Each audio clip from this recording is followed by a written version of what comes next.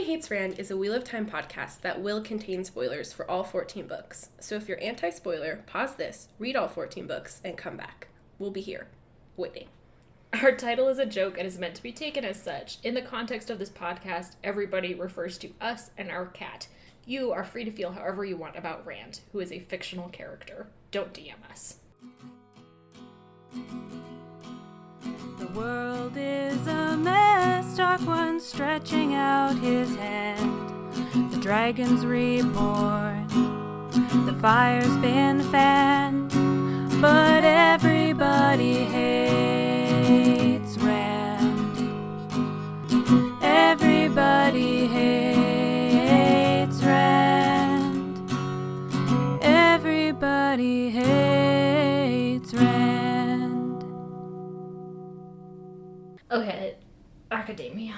Academia, this is whatever the fuck. This is Everybody Hates Rand, your friendly neighborhood Wheelie Time podcast. I'm Sally Goodger. I'm Emily Jushaw. We're here. Barely, physically. Physically? If not, spiritually. Spiritually, I'm on Mars with Perseverance, Oh. the little rover. That's nice. I'm in a McDonald's. The other day, as I was driving around, I passed, like, a bunch of track stations when I was going to Perry Melissa's. You know, heading down south, they start to pop up a little bit more. It's either, like, in Salt Lake City proper or along the front runner.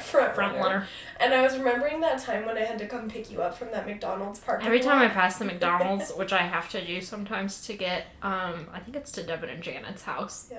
I'm like, yes, that's where I had to call Sally in the dead of night to be like, track stopped running, and I'm not at campus yet, so apparently I was on the last train. Yeah, it was so sad. And then I had to wait, not even inside the McDonald's, because I think the dining room was closed. Yeah, she was on, like, a sad little bench. I just had to wait outside the McDonald's. On, like, 3rd East. Yeah. Which is a fine East. But it was just like, I felt so sad for her. It's me and my golden Jeep, we beeped up and brought her home. Yeah, it was super nice. A weird amount of my life has been spent in McDonald's dining rooms. Primarily because when I used to walk dogs in New York, it was like a McDonald's dining room was the only place you could take refuge from the weather. Mm-hmm. So, I would just sit there eating my French fries. I'm sure I told this story in the podcast before, but at my job in New York City at Ye Old Glassblowing Studio, there was a McDonald's down the street because it's New York City. There's always a McDonald's down the street, you know? And I would go there for lunch sometimes because you could get a meal for like $6 or whatever, as opposed to everywhere else in Fort Greene where lunch was like $65. And one time I like came back with like my thing of French fries or something, like I hadn't finished eating it, and my boss was like, "You eat at McDonald's? That's such trashy food." And I was like, "Say that one more time, please." What? Anyone who thinks McDonald's is trashy food or has said that to another live human being is first in line at the guillotine. Yeah, I mean... Class traitors. This woman probably should be first in line at the guillotine. Anyway, rich people are a disease, but we all knew that. Speaking of rich people... Are we speaking of rich people? I feel like the White Cloaks, whether or not they actually have money, occupy rich people status. Rich people energy. Yeah. Yeah, they're pretty, just did a little operatic. I mean, to feel brave enough to wear white in a medieval adjacent... Oh yeah, wouldn't you be dirty all the time? Yeah, like, to be able to keep your cloak white, you have to have, you know, resources. You know that M. Night Shyamalan movie, The Village, that I made you watch? Yes, I remember. And how she has to wear a yellow cloak, because yellow's the good color or whatever. Yeah. And she, like, falls in a sinkhole or something, and then she's just, like, covered in mud and, like, scraping the mud off her. That's just what I think it is like to be a person in a medieval era. You're just constantly covered in mud. Yeah, so those cloaks must be stanky. Yeah. So we actually read 3 chapters this week, so here's hoping we can get through all 3 of them, because a lot happens. Yeah. Although usually a lot happening is indicative of the fact that we will spend less time talking about it than We'll stay on track. usual. We spend 1 full chapter in the Fortress of the Light, Barf. catching up with various, as I said to Sally earlier, just deeply unpleasant men. And they're all sort of like, it's like a 3-headed hydra Yeah. of unpleasantness. Mm-hmm. We open with Valda, whose first name I don't know how to pronounce. And it's not my business, so I'm just gonna stay away from it. But he has just arrived from wherever he has been causing terror. And he literally, regales us with how, in his ride from Tarvalon to here across the continent, he was like, well, I just came across a lot of masses of people with the Prophet, but I couldn't figure out how to work out Prophet followers from just regular refugees, so I just killed all of them. Because mass murder is my hobby. Yeah. Right next to my other hobby, which is rape, which we'll get into, I believe, next book. Listen, this man should be shot on sight. This man is very pleasantly killed by Galad in like a trial by combat or something. But it is just like nice to watch Galad kill a man. Good for him. He needs to let some of that out, you know? I know, like, just be like, fuck you. But anyway, he is truly just like the nastiest person. Mm-hmm. It's just like, it was great to just kill everyone in the countryside. Yeah, and he just spends his point of view ranting about how literally everyone around him is weak and soft and incompetent because they're not, I don't know, like barging into people's houses and murdering them. Yeah. I mean, very tellingly, a lot of the language he uses to belittle other people is coded as feminine. Yes. Soft. Like, he's hugely misogynistic, but, like, that's the thing. With all 3 of the White Cloak perspectives that were given, there is a huge element of narcissism, misogyny, and just, like I said, unpleasantness. Yeah. And it's just, like, different versions of that. Valda happens to be the kind of, like, bully form of toxic masculinity. He overpowers everyone. He's hyper-masculine and an all-around not fun dude. All he does is interact briefly with young Bornhold Jr., who has apparently given into alcoholism since we've seen him last, or maybe he was on that track. We last saw him in book 4, and Valda's like, what the fuck happened to him? Now he's an alcoholic. And Bornhold's like, well, I just spent like months in the 2 rivers committing mass murder and enabling Pedronile to commit mass murder, so that's why I'm an alcoholic. I also should be in prison. But he's like, why don't you have dinner with me? And Valda's like, sure, war criminals should always share meals. I'll see you later, but you should be sober, you weakling. And it's like, great, dude. He is, like, walking off, and then he gets grabbed by some questioner who's like, you should maybe go to the Questioner Cathedral or whatever the fuck it is. Yeah, it's like some dumbass dome. There's like a dome for the specific subset of the White Cloaks. Like, the White Cloaks are already deeply unpleasant, and then it's like, and here's for the hyper unpleasant men. Yeah, it's just like a dome that's like gilded. Yeah. And you're like, okay. And Valda's like, fine, goes there, looks at a painting of an Aes Sedai being hanged, except she was already dead when she was hanged, which is just like the White Cloaks being like body desecration. You love to see it. And then Sunawa comes up to him and is like, maybe they use coded language, but we can all agree that we're not stupid. So we know that what he's saying is, maybe we should kill Pedronile. And Valda's like, yeah, okay. We'll talk about it later. And that's fucking that. Yeah. Then we bounce over to Pedronile, who has no idea that he is about to be murdered. Or about to be. Maybe the next book. Can't remember. Soon, his death will be upon him. But not soon enough. Never soon enough. The whole Fortress of the Light should just be, like, bale-fired off the map. Please. Yeah. Thank you. And Pedernale's also like, everyone's incompetent, including my fake spy master. As though your fake spy master is obligated to be good at his fake job. Yeah. Stupid. He's like, it's very annoying how bad he is at his fake job. But he's been sent another note from some hapless informant in Terabon who's like, I'm begging you.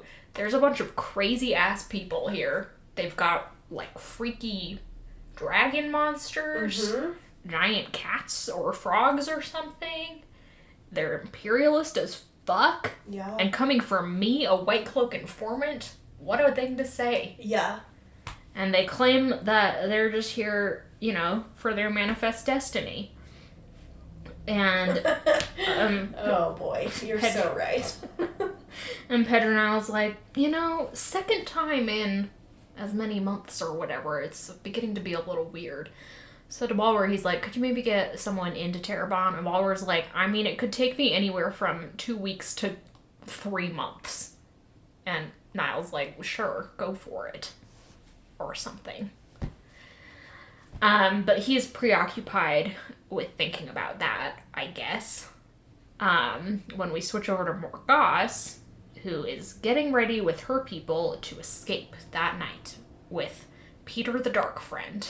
Oh, Peter. And his creepy uncle, who everyone looks at them and are like, that can't be that boy's uncle. And it's like, do any of you have brain cells? It's not his uncle. It's because it's not his uncle.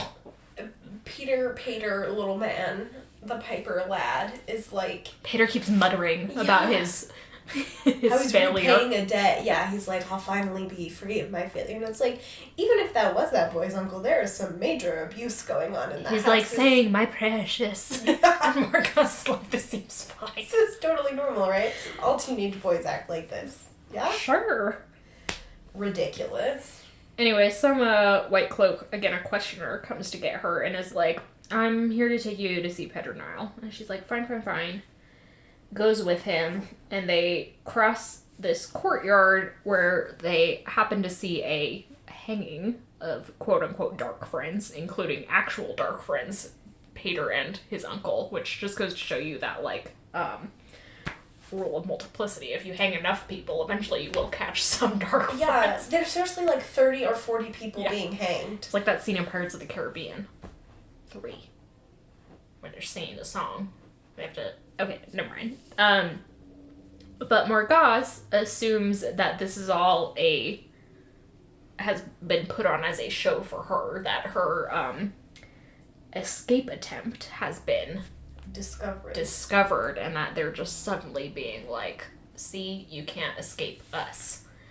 And now in a great show of how Robert Jordan loves to use irony and miscommunication to victimize Morgause specifically. I don't know why he's so intent on fucking her over.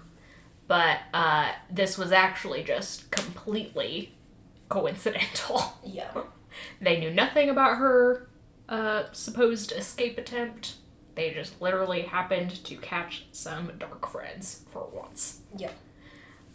So everyone will part Morgause never knowing that these guys were actually dark friends and that her escape attempt would actually have led to probably her being killed. Yeah.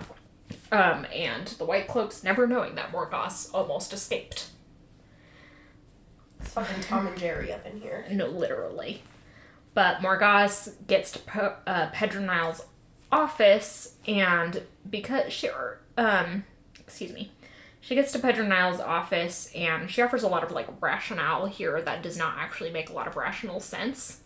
And the more I reread this series, the more I begin to think that poorly Robert Jordan was trying to portray that Morgause lost something when she was under Robin's control, that she has been influenced in ways. She talks about really not trusting the tower, which, coming from a woman who trained at the tower and has always had a good relationship with the Aes Sedai, simply doesn't make sense. Yeah. Unless she is picking that up from her time with Robin, who constantly was telling her not to trust the tower. Yeah. But this embedded mistrust of the tower, she's thinking, I can't go to the Aes Sedai, and she's not even that motivated to get Elaine on the throne, because she's like, Elaine will just be a puppet of the Aes Sedai, which is like, what? Girl, you too trained at the tower. Yeah. But she's like, fine, I'll sign your dumb treaty to let the White Cloaks into Andor. Yeah. And Pedronale's like, I wasn't even, like, thinking about that, so this is great news. Sure, I'll draw up a contract.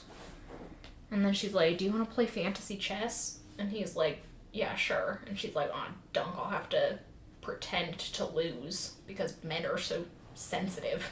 I mean, she's right there. But I also am like, why do you have to play chess with him, girl? Just go back to your room. I know, like, just be like, goodbye. He's like, it'll actually take me some time to start sending the White Cloaks into Andor, because I've got this other thing going on. And Morgoth is like, what else could you have going on? And he's like, don't have to worry about it. Don't worry about it. It's just my very badly constructed world domination plan. Yeah, and the Shanshan invasion. That I don't even believe is happening. So. Yeah, so I don't know. It's just Robert Jordan's bad plot devices. Seriously, this drags on so long. Then we go to Asunwa, who is like, via him we learn that the hanging was not intended to scare Morgoth specifically. Yeah. But he says, well, I hope she holds out against Pedronile. Again, here's a bullet that Morgoth has dodged, quote unquote, because literally no matter which way she turns in the Fortress of the Light, Morgoth is going to come up against some creepy man who wants to either torture or rape her, or both. But he's like, I have this whole grand scheme to finally get Pedronile so impatient with Morgoth that he just turns her over to me to torture. Because he is desperate to torture someone as high in social standing as Morgoth, I guess. Yeah. Yeah, horrible. But, of course, she has already given in to Pedronile, so that fate has been sidestepped. So that's... That's that. End episode. I wish. No, we then hop over to Egg, who regales us with some little anecdotes about how unpleasant it is to be in the Kyrianan Ale camp after Rand, swept through like a hurricane. Everyone is feeling very unsettled. The wise ones are really upset because they don't know what the fuck's going on with these Aes Sedai. They actually tried to send some maidens in to spy on them or something, and the maidens obviously didn't really get far in a house full of magic ladies, so at least they lived, I guess. And everyone's being just like snappish and short. Egg at one point, just to try to get out of being in the Wise Ones camp and having to do unnecessary chores, goes to the river and gets a guy to row her out into the middle of the river so she can call up to the sea folk who are on board their boat, like, can I come aboard? And she's thinking, I'll just go up there, reveal that I know their most guarded secret, that their windfinders are channelers, and, strike up a friendship where I can learn how to control the weather. It's all about Egg, what she can learn from this. Which, she has been embedded in the ale culture for the last several months. So sure, I guess that is now the norm for her. I can just go into whatever culture is nearest me and demand they teach me things. Demand whatever knowledge they have. Now, the sea folk don't respond well to this, though not for the reasons that are obvious, like cultural appropriation. She just is like, they, toss down a ladder, and then they wait until she's almost all the way up, and then they cut the ladder, and are like, fuck you. Yeah. They're like, you can't just, they say you're kind or whatever aren't allowed aboard the ship. you haven't been given the gift of passage. Meaning they can tell she's a channeler the same way she can tell that the Windfinder is a channeler. But in a fit of temper, she channels all the women who are, like, the three main ladies, the captain, first mate, whatever, and dumps them in the water, or tries to. They, of course, are excellent divers, and are just like, we're the fucking sea folk. Yeah, you think we don't know how to be in the water? We're afraid of water? What are you saying? It's like trying to drown a mermaid, you fucking idiot. This is not Edwin's finest moment. No, not at all. And it's like, we're just scraping the bottom of the barrel. Like, clearly she's run out of things to do here. Yeah. If she's resorted to harassing the sea folk, hiding from the wise ones, and spending her time in the city just, you know, making out with Gawain. And what's frustrating is that she didn't really have anything to do here for most of this book. So this could have been happening way earlier. The way she feels right now is the way I have felt throughout all of Lord of Chaos. Yeah, exactly. And Path of Tigers. And all of the books. Except book 7. And book 3.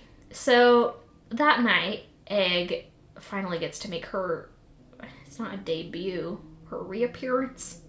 Her re-debut. Her re-debut. Her rebut. Stupid. She's being rebued into society.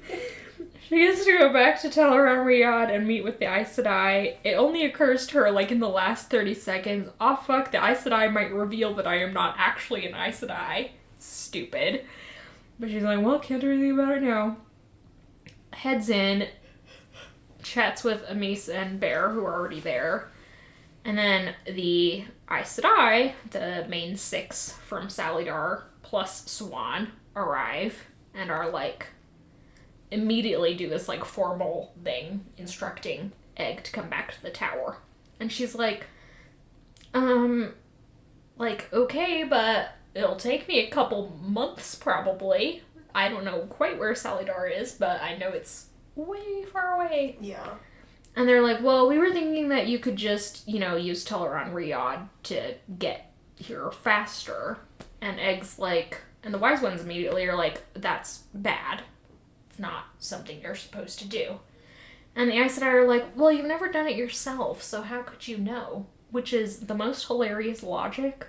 Like, you've never died, so how could you know death is unpleasant? You've never been hit by a car, so are you sure that is So are you painful? sure? Maybe it's orgasmic. What the fuck would you know? That's the secret to the female orgasm. A car accident. Hit by a car.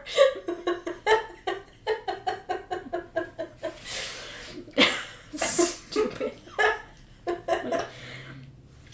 But, Egg's like, well, calm down, nobody start fighting.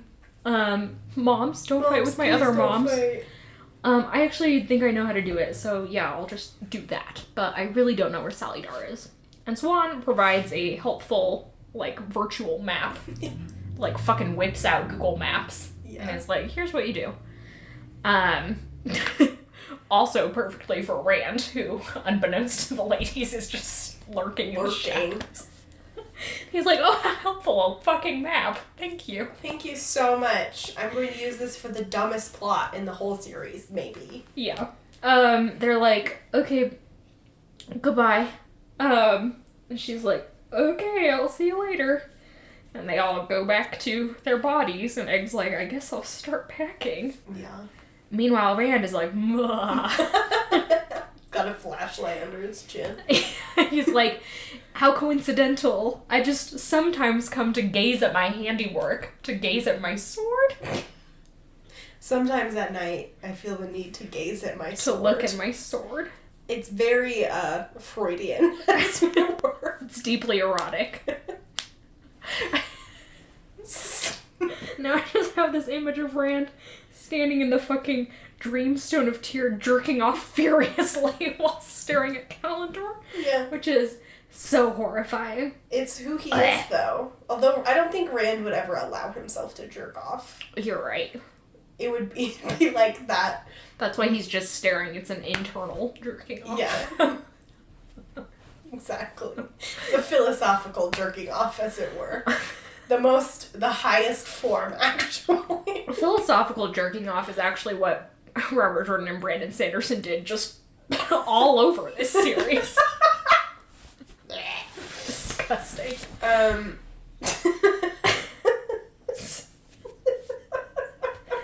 Why do we have the best episodes when we're both really tired? I don't know. We should deprive ourselves of sleep every Tuesday night. Okay. Cut back to Egg, who's packing, when the wise ones show up and are, like, visibly angry. And Egg is like, well, I'm sorry I lied to you. And they're like, oh, at least you know that the problem is that you lied. We don't actually care that you're violating this big-ass rule about Teleron Riyadh, just as long as you know it's bad to lie to us. And Egg's like, well, last chance I get, I better come clean about all the other lies I've told you, including the big one, which is that I'm not really Aes Sedai. And then she's like, let me just appropriate the ale way of achieving reconciliation, which in some ways is appropriate because these are ale with whom she is reconciling. Mm-hmm.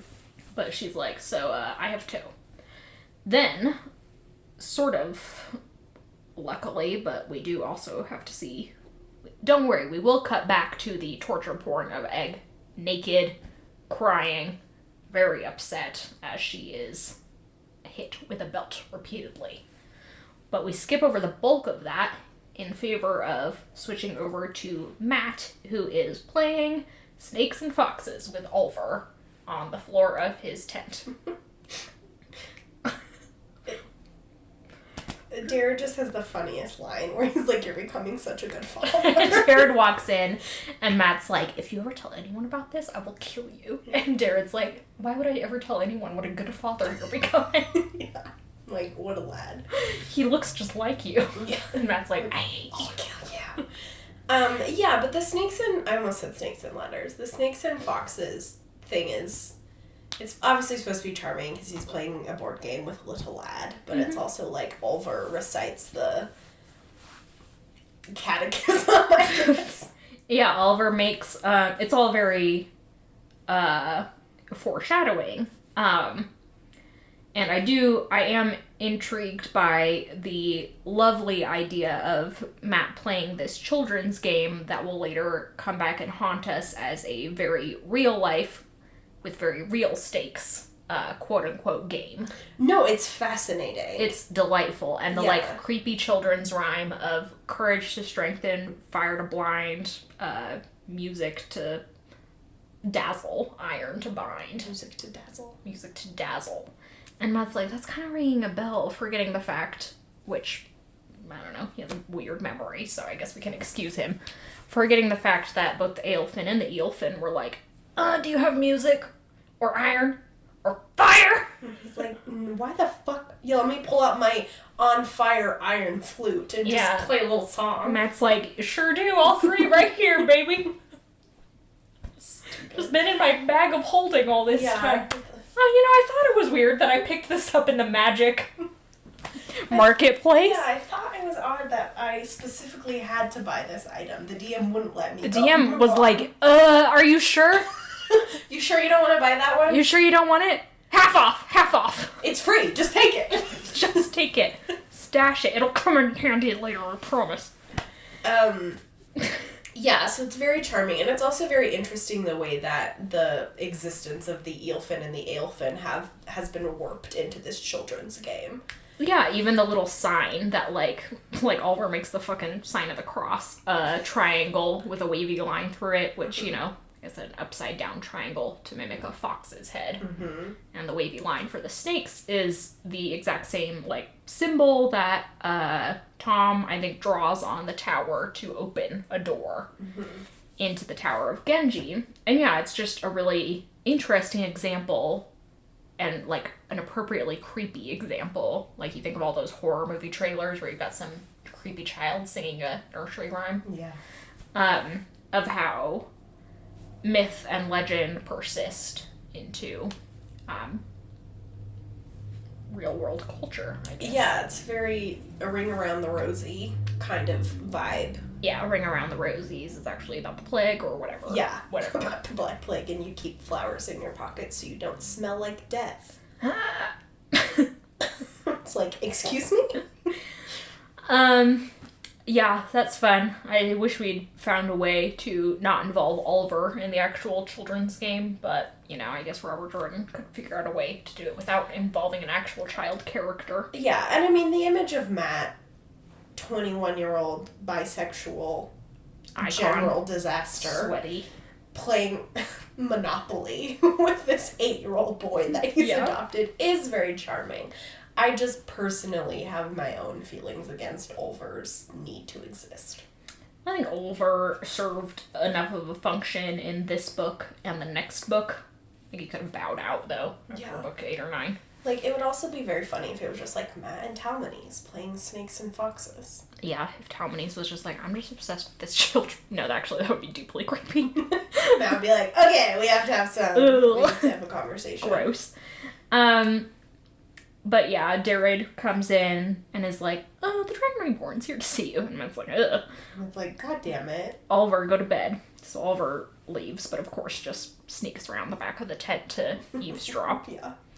Matt goes to greet Rand, who is accompanied by a couple of guards, and Avienda, who's got, like, a backpack on. And Matt's like, hi. And Rand's like, we need to talk. And Matt has this charming line where he's like, I told Oliver it wasn't a place for boys, but I don't really think it's a place for grown men either. Yeah. It's actually kind of sad, like, Matt's omnipresent fear of Rand is becoming, I think, more and more pronounced. Yeah. And, like, obviously he works around it and manages to have a semi-normal conversation with Rand. But Matt has had arguably more unsettling interactions with Rand than any other character. Yeah, and I mean, also, Rand is now in a position to just do whatever he wants with Matt's life. Yeah. You know? Send you to the front of the battlefield. Yeah, and I mean, that's basic the way that this decision plays out long term. That's basically what he does. You know, he makes a decision that puts Matt in a ton of danger. Yeah, and it's just like, I don't know, think of, like, your friend from high school who wasn't even really your best friend, but, your good friend, who suddenly skyrocketed into a position of power.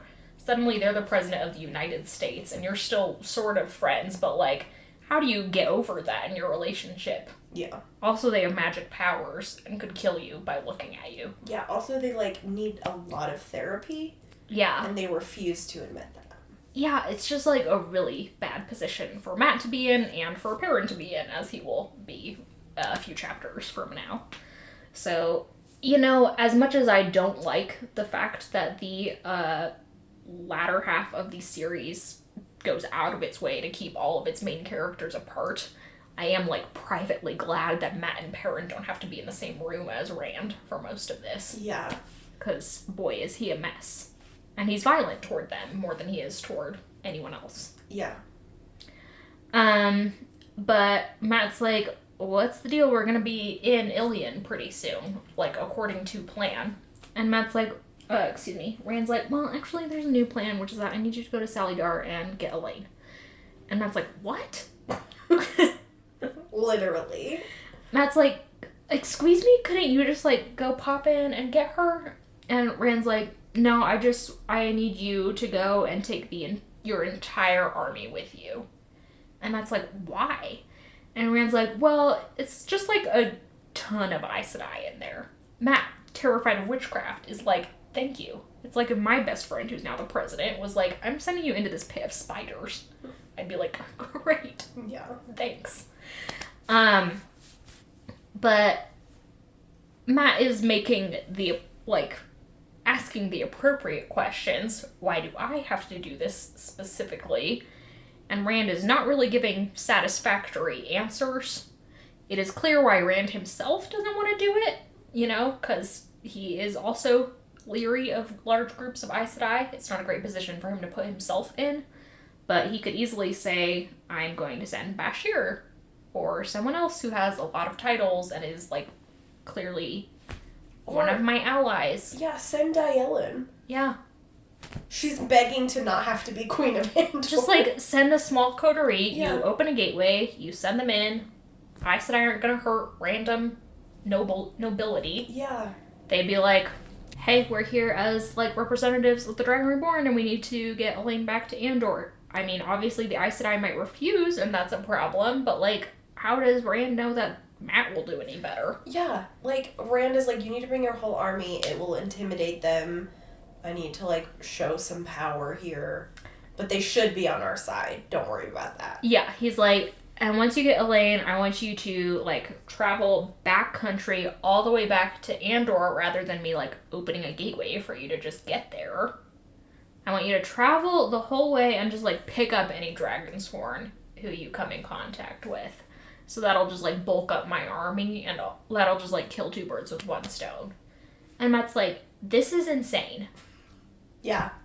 Matt's like, I can give you 87 reasons why this is a bad plan. And I can't just take my army through people's private estates. yeah, I'm gonna, like, people are gonna be pissed. Yeah. Matt's just like, Rand, this isn't a good idea.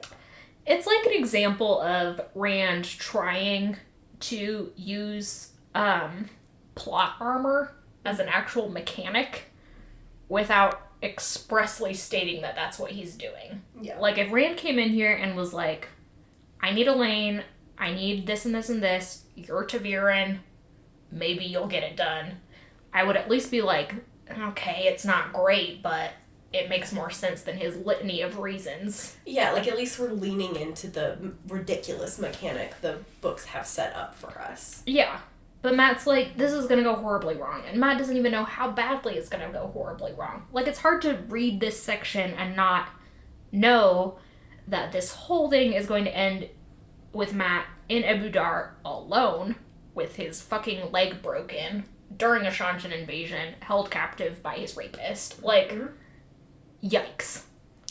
Yeah, it's terrible. And it's also really painful to read because Matt just, like, can't exactly, like, he's too afraid to articulate to Rand exactly why he thinks this is a bad idea and exactly why he doesn't want to do it. Yeah, he's just like, it's like when your boss comes in and is like, you need to do this and this and this, and you're like, that's stupid on so many levels, and I could, you know, get the same task done way easier if you would just look at it this way. But you can't say that to your boss. Yeah. Because they'll fire you. Yep. And Matt's like, I can't say that to Rand because he might kill me. Yeah.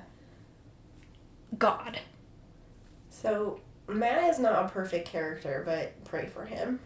Hashtag prayers. Rand's like, by the way, Avienda's coming with you. And Matt's like, Great. sure, that might as well happen. Avienda, we're best friends. Avienda. Whatever. And Rand's like, great, how long will it take you? Matt's like, 2 hours. Rand's like, okay, I need 1 hour for myself. And Matt's like, for what? To do what? To jerk off.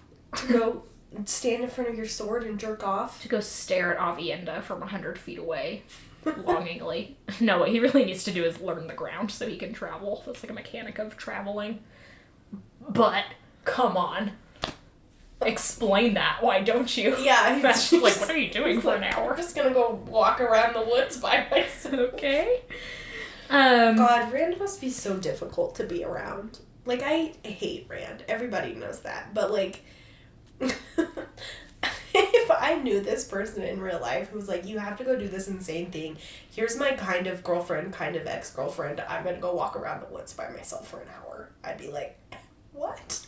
Matt, who somehow didn't pick up on the fact that Rand and Avienda were boning. Yeah. Or, like, has always, like, kind of known that they've got something, sees the way they look at each other, and is like, oh my god, they're definitely boning. And they're sending Avienda to talk to Elaine. What the fuck? And Matt's like, do you think I didn't notice you guys sucking face every chance you got Oh in the my Stone God. of Tyr? The- I have eyeballs. The interpersonal dynamics here are something I do not want to be involved in. And Rand's like, too bad, you have no choice. And Matt's like, great. Bye! Matt's like, Oliver, without, like, even raising his Yeah. voice. And you hear, like, a squeak on the other side of the tent. He's like, Oliver, go get your other dads. We have to talk. Figure this out. So Oliver runs off to get the rest of the generals, where Matt is like, change of plans. Who the fuck cares about Samael, I guess? Yeah. We're going to get the Queen of Andor. By the way, this is Avienda, who's sharpening her We're knife. sharpening her knife. She's terrifying. And Avienda's like, Matt's like, I don't understand you. And all the other lads are like, I just wish we got their reactions. I know. You know? They're like, what the fuck? They're like, excuse me? Talmanese is like, this might as well happen. Yeah, I mean, tell You ever have those days where you're like, This might as well happen. Gosh, Talmanese would probably fit so many John Mulaney quotes just based off of his life. Imitating an old gay man. You want me to do what?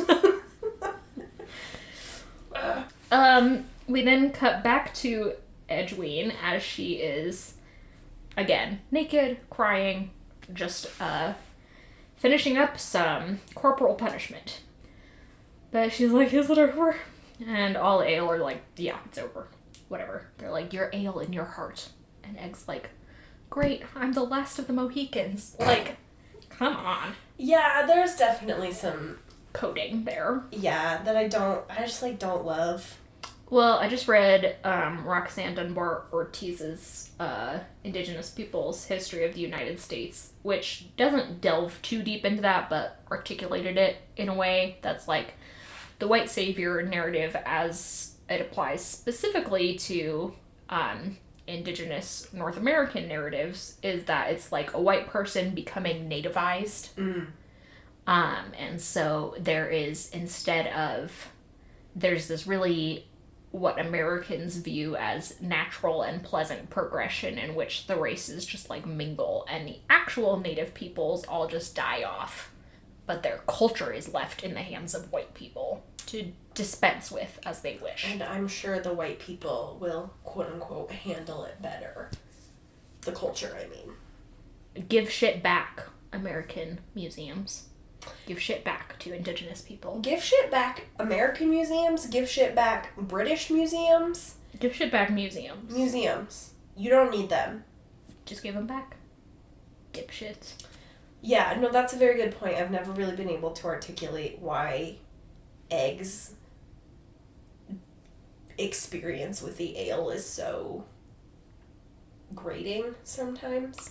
It just feels like she comes away with it having gained a lot, and the wise ones and the ale generally come away from it having not gained anything.